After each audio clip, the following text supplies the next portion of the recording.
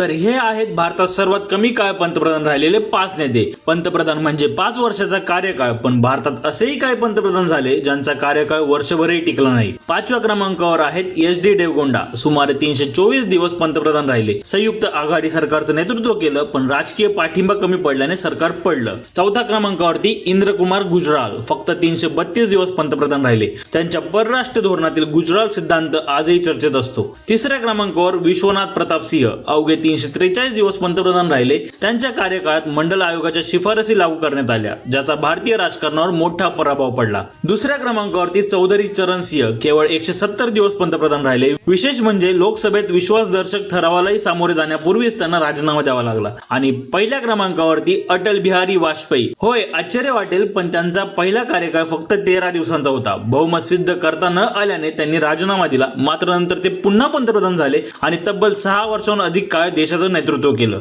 राजकारणात कधी कधी काही दिवसही इतिहास घडवतात आणि काहींना इतिहास घडवण्यासाठी दुसरी संधी मिळते। तुम्हाला यापैकी किती पंतप्रधान माहित होते नक्की कमेंट करून सांगा। जय हिंद, जय महाराष्ट्र।